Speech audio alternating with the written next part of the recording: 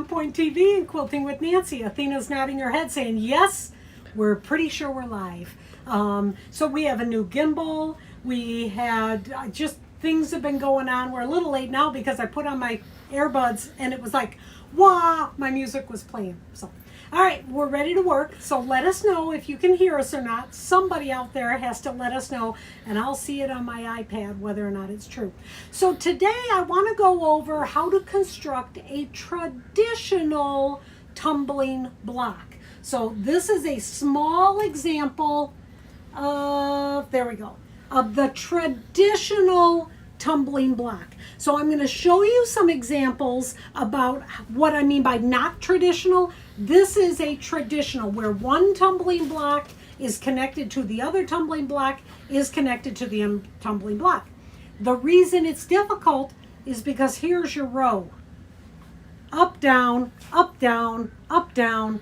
And I don't know if I came up with this technique, but I'll show you the quilt. I figured out a better way to do it by going in the rounds. So we're going to start with the little quilt show. So my personal quilt hanger, portable quilt hanger, Bill Rolfsma, is holding up a quilt. Now this is a video that we did a little, I don't know, maybe even 2 years ago. And the reason I know that is because in the video, I did not have any earbuds. So you could hear me, but not as clearly as you can hear me now. This was done with a jelly roll for the tumbling block. So let me point. Can you see here? All right. So here is the tumbling block, and this was done with the jelly roll. Here's the light, the medium, and dark. Well, sometimes I got confused and it'd be light, medium, and dark. But the point of the story is I show you how to do the set-in seams in that video, and I'm going to show you a little bit today. But here is the element that makes this quilt not the traditional tumbling blocks. This is a little triangle point that I talked to you about, and when you do this technique, you get this secondary design of the star points going around, and the rows are constructed like this. That seems kind of simple, right? So there's example number 1. So Athena's going to come back over here and Bill's going to grab example number 2. So I've been playing with hexagons for quite some time. And Lainey, if you are out there, the little baby quilt I made you, that was done in a traditional tumbling blocks before I really knew what I was doing. So Lainey, you know who you are. You know it's there. All right, now here's another quilt using the star point technique. Now on this quilt, this is a, just FYI, this is a true I Spy quilt, meaning that every one of those hexagons is a different print.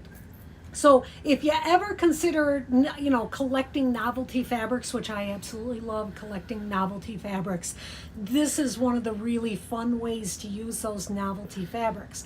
Cutting out the hexagons and each one a different. This also could be called an I Spy quilt. With here, we have the hexagons, which are just a one piece of a tumbling block. A tumbling block is going to be made up of diamonds that will create a hexagon. And then here you can really clearly see the triangles. And this, again, this is how the rows go together. Super simple. All right, Athena's going to come back here. You're probably not wondering why Athena has to come back to me, because there's mess behind there. And we try to keep you out of our messes. Okay, out of my mess as much as possible. All right, that one, Bill's going to tip it the other way. All right, so this is one of the ones that I showed you very, very first. This is one I call the Tumbling Traveler. So this was done with, I was honored to be working on, I'm going to name drop here, to be working with Tim Holtz when he came out with this fabric. I was working with the distributor at the time, and I got to be with Tim Holtz for his first line of fabric. This is his second line of fabric, which was Eclectic Traveler, something like that. And so I was given the fabrics, and I got to make one of the quilts that was going to be at market, which was super duper cool. Here, tumbling block, right? And again, the triangles. Now this particular quilt has some extra special, Bill, please hold still. Okay, he's there right here. And there are some diamonds that I made using Linda France's hand technique for making those. My friend Nancy Mack might have made some of those. I'm not sure. We were working on a quilt together at the time. So this is the Tumbling Traveler.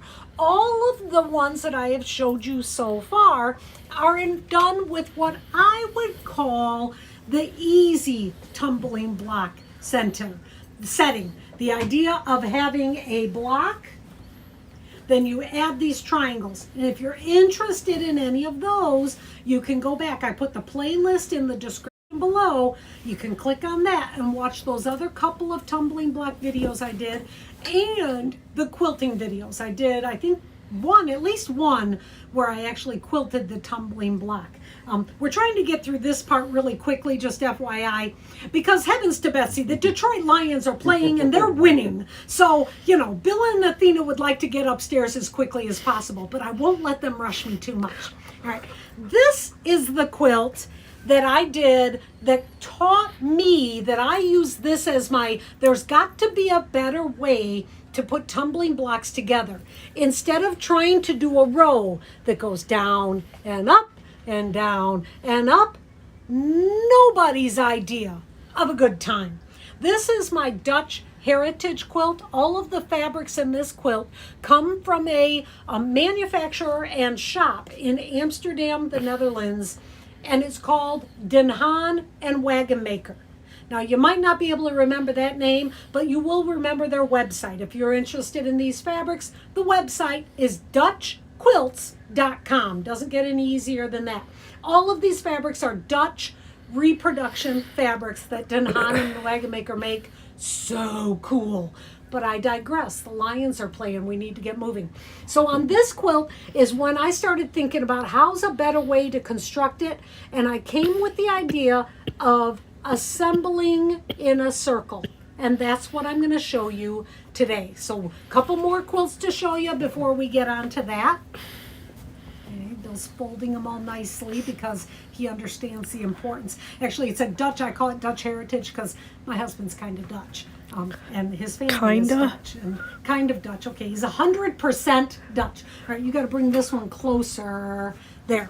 So this one was where I just cut the hexagons. I did not, piece a tumbling block. But even on this quilt that is done where the design is in rows with the dark and the light, I still constructed it in a round, starting with maybe this one. Is that the one you're showing? Mm-hmm. Okay. Starting with this one, then adding the hexagons around so that I could deal with my set-in seams. Once I get one complete one, which FYI should look like an English paper piece Mother's Flower Garden, then I continue around and around and around, and it makes it much easier. Okay, we got one last quilt to show you, then Bill can go back. And while he's watching the game, he's going to have to contain his excitement or sadness, depending on which comes first when you're watching the Detroit Lions. Nope, you had it right the other way. Nope, the other way. There we go. He's getting it. All right. This is the quilt that I'm going to kind of do a continuation on today. These are the fabrics that I'm going to use. This is a quilt that I made for a sample at Smith Owen Sewing Center. I don't remember the manufacturer or the designer of the fabrics, but I do remember the collection was called Serendipity, I think. Or Serenity. I was like, it was calm. It was Serenity, which makes me think of that one nerdy sci-fi show where the ship was called Serenity. Firefly. Yeah. Okay. So here we've got traditional tumbling blocks, light, medium, dark, and these are going to be constructed in a circle. So Bill now can leave, go watch the game. Athena has to sit and suffer with me as we continue on with this project. Okay, so before I do that, let me look real quick and see how. Oh, love the tumbling travels. Hello, Sweden. Nice to see you too. Germany. Hello from Germany, Sweden, Wisconsin. I do love Wisconsin, except you have that thing called the Green Bay Packers. We're not real fans, but that thing. Each his own. You got to do what you got to do, right? Okay, so before I start, I do want to point out a couple of things that I just loaded onto the website. some of these new, I haven't had any of Gina's tools on the website for some time. Here is some new tools that Gina has made. For a long time, Gina has been making the awl and the seam ripper combination. So Gina actually does all of this work. She either makes or buys the blanks and then makes these. So this one, does it look red to you, Athena? Yeah. The picture online looks orange, so just so No, you know. it looks fine. So this is available on the website. These are a new one. This one has a seam ripper on one side. Check that out. Whoa. A pair of scissors on the other side. All in one kind of a thing. That's dangerous. This, a little bit, could be. This is a pen. So Gina's obsession is turning pens and knowing all about the pens. Okay, FYI, she was watching King Charles sign his new important documents because the Queen sadly has just passed away. Her funeral is tomorrow. So you'll all remember what time of year this is. And she could tell you what kind of pen King Charles was using to sign his fancy papers. Seriously, who does that? Gina does that. So she's made us a really cool pen that twists, and you gotta love the crystal here, the crystals here. That one's available on the website. And then this one that is around my neck, this is a necklace seam ripper. Here's the seam ripper, which seems fine, could be a little bit dangerous, but look it. It's got a magnet that disconnects it. So then you can take it off, use the seam ripper, put it on, and possibly not use it. I do recommend when wearing it that you put the sharp pointy thing on the inside. Okay, now we're ready to get started. So step one, the making of a tumbling block. So I'm just going to take you through just the first simple steps. I've already cut the 60-degree diamonds. You will know that when you watch the video. Scooch these out of the way a smidge a bit. Okay. I've got the two sections made already. Oops, this one did not get an intersection, so let me use my fancy dancy seam ripper. You need to have a 1/4 of an inch opening on the Y of the seam. If you've ever made a Lemoyne star with me or a Lone Star with me, you'll know what this is all about. I need to take out a few of these stitches because I do piece these in a strip when I'm doing it. There. I took out those stitches. So now I can open up a 1/4 of an inch intersection. I'm going to use my friction pen. They actually have some new ones that are like this one that are a felt tip, which are really, really very cool. Okay. They mark better than the ballpoint ones. And then here on the inside, I'm going to find my intersection. So the easiest way I know how to do that is to line the ruler up at the scant 1/4 of an inch, make a line it up this way, make a line. Look at right there. Bing! There's your scant 1/4 inch. Now, I'm going to show you how to do that a couple more times throughout the process, but in truth, after a while, you won't have to do it anymore. I don't do it anymore. I just do it when I'm teaching. Set your piece up so it looks like a Y. So here is your Y. Right? When you're doing any set in seam, you're going to take the right hand side of the Y and put it on top, the top part. Okay? Now line those up. And then here, you want to be able to fold this down so that you can see that X that you just made. Can you see that? All right. There. Now I'm going to put a pin in there. All right, now we're ready to go to the sewing machine. So scooch the table out of the way, and Athena's coming on in. Oh, you know what I forgot to tell you? I spray sized all of my fabrics. I dunk spray sized all of my fabric so that all of my fabrics are a little bit stiff. Dunk spray sizing. I show you how to do that in the first episode of Sunset Over Dublin. So take a look there. I have set my machine up with a smaller than normal stitch length, a 2.0. I have set my machine up with its open toe applique foot. Can you see on top of that? Come up this way so they can see it from the top side. All right. Open toe applique foot. Why? Because I want to see where I am going. Okay, my friend. I'm sorry. I'm reading my favorite. Hi, Georgia. Minnesota, yep, okay, looking at all these things. Thank you, guys. Everybody's like chit-chatting. I love the chit-chat. Oh, somebody from Canada. was mentioning people from, international places, and Canada's international, Athena. Did you know that? She knows that because she's never been there. Shush. All right. So we're going to start sewing. Got a smaller stitch length. I've set my guidelines up so that I've got an accurate scant quarter inch seam allowance. Yeah. Thank you very much, Georgia. That scant quarter inch, and the quarter inch seam guide is amazing, isn't it? All right, now I'm going to sew. Now you'll notice that I have this part where that opening is flipped down so I can sew to the intersection. When I get to the intersection, I am going to stop off the dark fabric. So can you kind of come in on the top a little bit? I can't scooch them any more out of the way. All right. I think I'm seeing it. All right, so I'm going to take this pin out. Now I'm going to lift my presser foot all the way, unfold this. Now I'm going to spin this until from underneath I can see that this fabric is running straight and true right towards me along my guidelines. With my right hand, I'm going to hold on to that piece as I spin the top piece. Spin, spin, spin, spin, spin until voila.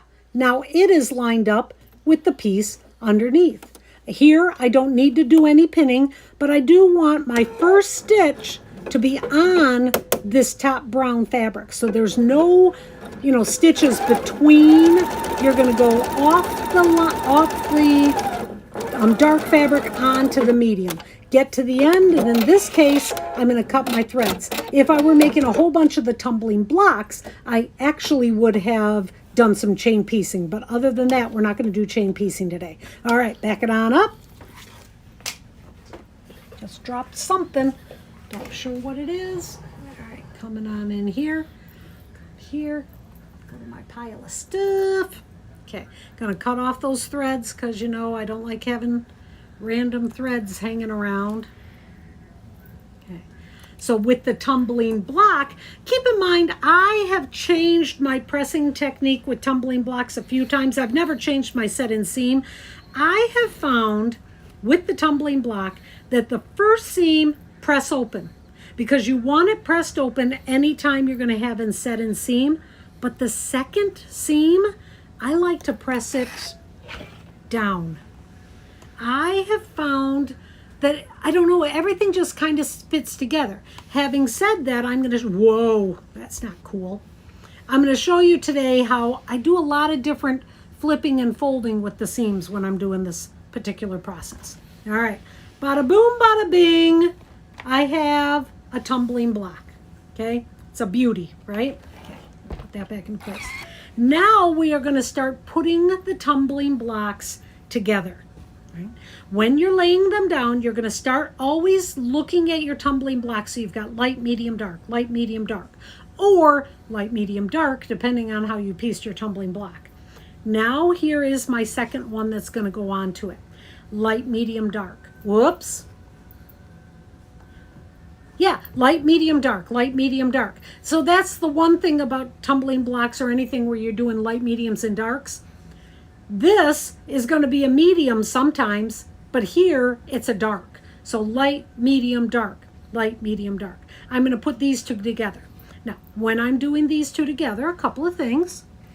You see how my seams are both pressed in the same direction? I'm going to flip one of them so that I don't have that.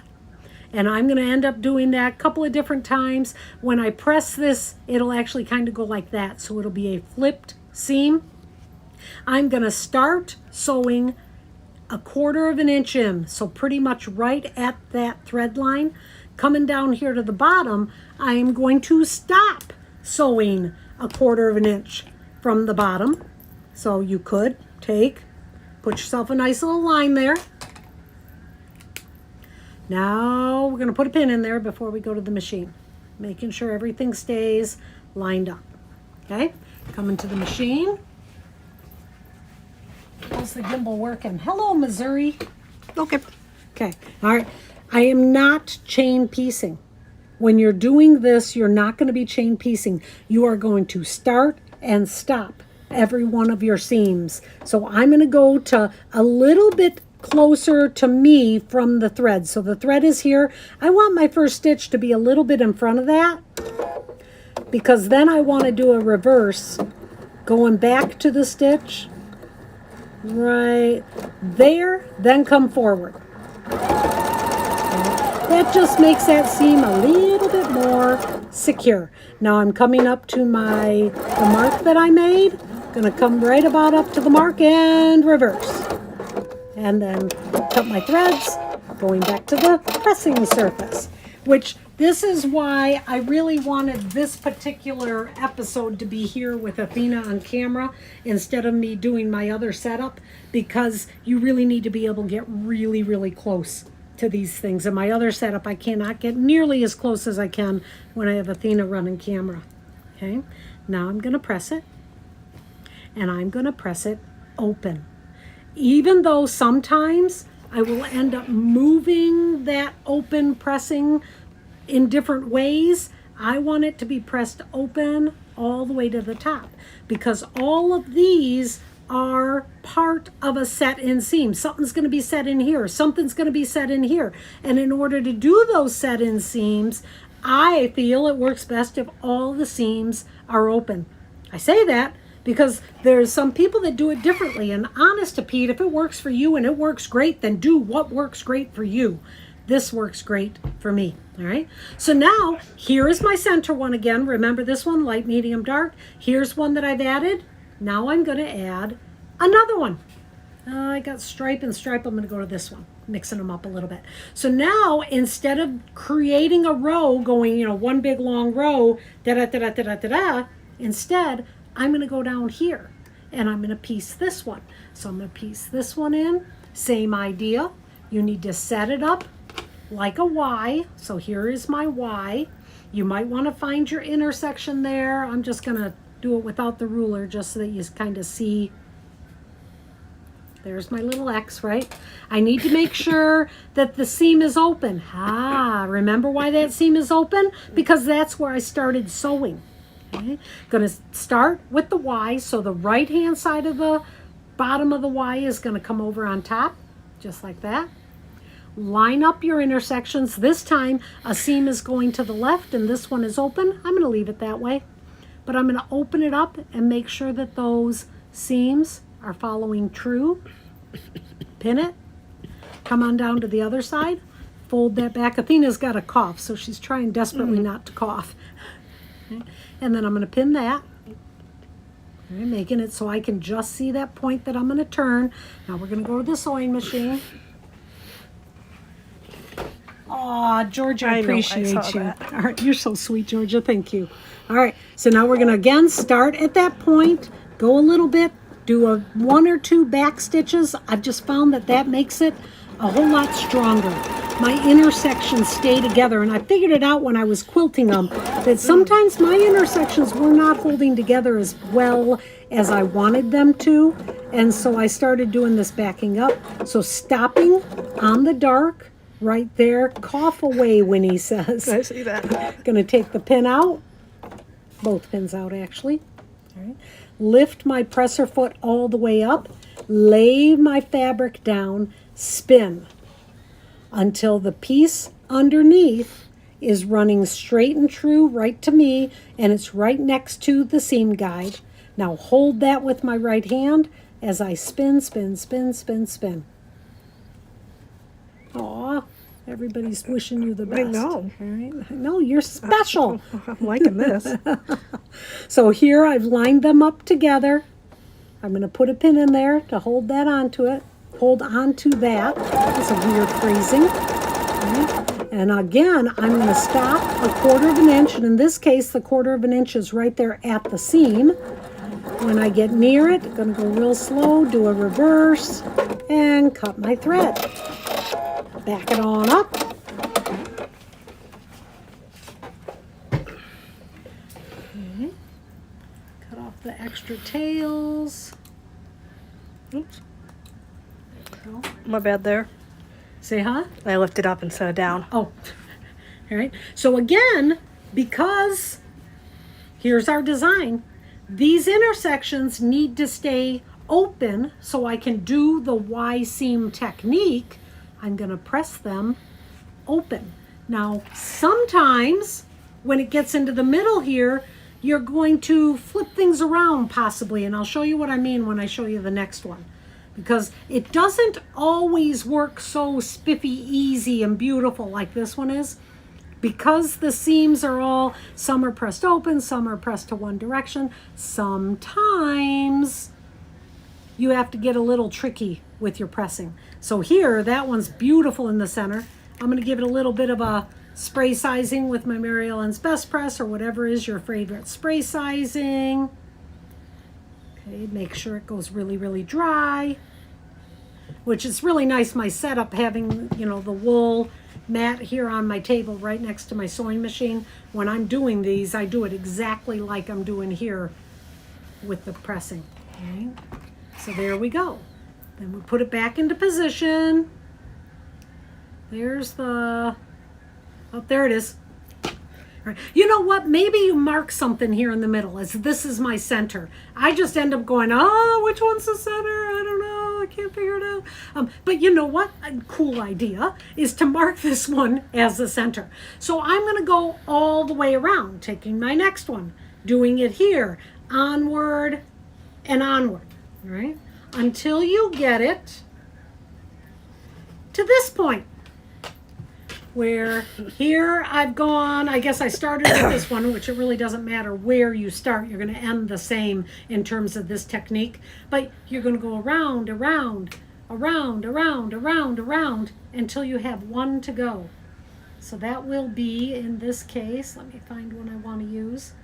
Got myself a whole lot of, here, this one will be good. No, I've already used that one. This one. Okay. So this one goes in next. Light, medium, dark. Light, medium, dark. The placement is everything. If you kind of mess up and you do that, you're going to know it pretty quick. So double, double, double, double, double. Okay, that would be a quadruple check that it's actually correct. Okay, light, medium, dark. So the only thing that is different here is you don't have a simple Y, right? You've got two Ys. We've got this Y. Then we have this Y, and that's going to happen at the end of each row, kinda, that you'll have not just one intersection, but you'll have two. The idea is the same though, always starting on the right hand side. So I'm going to start with this Y seam here, okay, which is kind of upside down now that I look at it. No, here, there it is, that way. This is open. This is open. I'm ready to go. I'm going to take this, probably being the most confusing part of the whole process. Normally, you take the small block and you put it on top of the big piece. That is not what, there we go, X. Athena is listening to the game. Something must have happened upstairs. Okay, pay attention, Athena. I'm paying. Yep. Mm-hmm. All right, so we're going to start with this one, which means we have to take this whole big piece and flip it on top. Well, now think about when the quilt gets bigger, all right? It's doable, but it's not the easiest thing you've ever done. I'm going to line up that intersection. You can see there between the light blue and the black. These guys, everything coming together here. Pin him into place. Now we're going to go, and then on the fly, I'm going to do the second one too.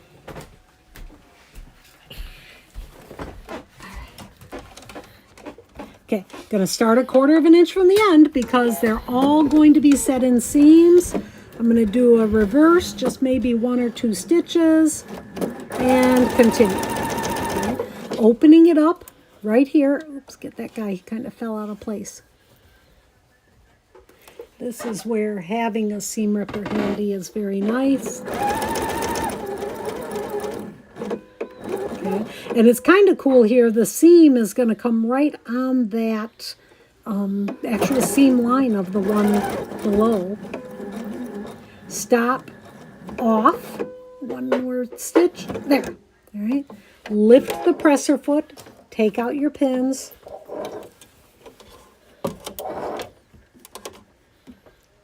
Okay. From underneath, there's my little piece. Line it up straight and true, unfold it, and spin until this edge is next to the one below.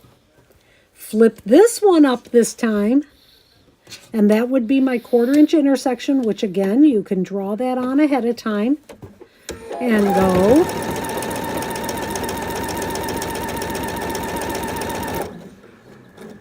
Till I'm off the one brown, one more there. Lift the presser foot, take your pin out, lay everything flat, spin. Hold on, whoops. Hold on to the one below, just holding on to it. As from the top, you take and spin this next piece. And like I said, this works really, really well on Lone Stars. Exactly how I do it on Lone Stars, how I do it on Lemoyne Stars. All of those things that have Y seam. Okay, pin that in place. Let me use my seam ripper to get this one in place there. Okay, so then my first stitch is on the light gray. Come to the end. As it's coming to the end, get ready with your reverse and reverse. Cut the thread. Backing on up. Okay. Try not to trip. Don't trip, Athena. That would be very bad. Oh, it's not a long fall. Sorry, did I say that out loud? Ha ha ha! We just started a club called Dwarf Lives Matter. Oh, God. So, we care. You do care. So we do care. All right, The club. just TMI, moment of TMI. Athena literally just made for Bill a shirt that says Dwarf Lives Matter because Bill's 6'4", Athena's 4'1", Yep. and together they're quite a team. And so there you Has he go. worn it more than the one time? Nope, he hasn't worn it other times yet. Okay. I'll see if he's going to wear it to his next golf outing. He So I'm should. going to press this seam open. You know, the things we say when we're on camera, maybe we shouldn't be saying them. We are who we are. Right. And so this is where sometimes you're going to do some tricky pressing. You know, this seems kind of bulky here. I'm going to press that one open. Yep, I think I'll keep it open all the way to the other side. But you won't always keep them open. You might find sometimes that they're easier not to stay open. Little spray sizing is going to help that hold in place. I'm not going to dry it completely so that you can see it on the flip side. Oh. Okay. There. They look like That out of the tumbling way. All right, blocks. so there is how you do the tumbling blocks. And then the next thing, I would pick an intersection and I would add this one here. Then I would add one here. And I would continue to go around and around and around until the quilt is the size that I need. Because then you need to start thinking about your, there's papers here somewhere. Oh, I forgot to show this one. So this is my mother's flower garden. This one I talk about doing the things in a round with actually the flowers. And with this though, you're doing it with your invisible machine applique technique, which obviously we're doing set and seams here. But in terms of going around and around, let me see if I can find it. Around, even in the construction of the flower, you start with your center hexagon, add one, add two, add three, where it actually goes around until you have a complete flower. Okay. Then you need to figure out how to finish it off so it is square, if you choose to do it square. Obviously, there's some different ways to do it. But how I do it, I'll take a piece of paper, I will put it under my intersection, and let's say this is going to be the bottom of the quilt. I'll kind of lay it down just to figure out how big I need it to be. If I think about the seam allowances here, about a 1/2 inch of the seam allowance, that's about how big I need it to be. This, for the elongated triangles that would be going along the bottom, is done with a 30-degree angle. Gotta say how much I love my Omni grids, because my Omni grids have a 30-degree angle, a 45, which we are not using this time, and the 60-degree angle. And I love that the angles go in both directions on an Omni grid. I don't know, reason 900, I like them best. Okay, because you also, this is for the triangles. So if you were doing the technique where you wanted the triangles like we showed in those other quilts, those are a 60-degree. That's how I cut them. Ooh, Maybe I'll spin it up this way so you can actually see it right. All right. So I think that I've answered the question. Oop, Athena almost dropped that new gimbal. And I can't remember if it was Karen or Kathy, but how did I know that somebody out there needed information on this? She sent me an email. Yay! So my email is pretty simple. QuiltingWithNancy@gmail.com. You can pretty much send me any question. I love questions like this, like, how do you do that? And in truth, when she asked me the question, I said, there's a video out there on that. She searched them all. No, there wasn't a video out there on that. There were videos on how to do the tumbling blocks, but not the traditional setting. I have taught it this way, but I've never done a video on it. So love questions like that. If it's a design question, I might be able to help you some. The only way that I can do an in-depth design question, honestly, is if you're a member of the channel. So there is a join button. I believe it might be below the video you're watching. It's on my website, which is onpoint-tv.com. On the beginning of our page is a join button. Consider joining. $5 a month makes you a beginner quilter. That kind of, okay, this is going to sound so snotty, I can't even believe I'm going to say it, but that kind of gives you the privilege of letting me help you with more involved things. All right, so you're having a question on how do you do this, that, or the other thing, and you need me to help you with design. I'd love to do that for everybody on the planet, but obviously I can't. So consider, if you're a beginner member. If you're a designer member, then I really help you do designing, don't I, Georgia? Georgia just sent me, Georgia actually is a Quilt Addict member, and she had this really cool Lone Star she wants to design, and so I helped her with that on Electric Quilt. And as a designer member, she will be a part of the Zoom. So once a month we do a Zoom where I am teaching you design and technique on Electric Quilt 8. So if you're interested in learning how to use that program that you purchased but never played with much, consider becoming a designer level. And if you're an addict member, that means that you get to be part of the designer level. I can help you with design anytime you want. And when I get a new book or pattern written, I send you the e-version of that book or pattern. I do have a new book in process. Stay with me. It's going to be really cool. I'm going to start sending out some sneak previews of it any day when I'm on retreat. So there you go. That is how to make a traditional tumbling block setting. I hope you enjoyed it. If you did, please give me a thumbs up. Leave a comment. I love the comments, and YouTube loves the comments too. And share it. Share it with your other quilty friends. Maybe they'll like it too. You just never know. That's all we have for this Sunday afternoon. We are going to now sign off and go watch the Lions. Hopefully continue winning. Go Lions.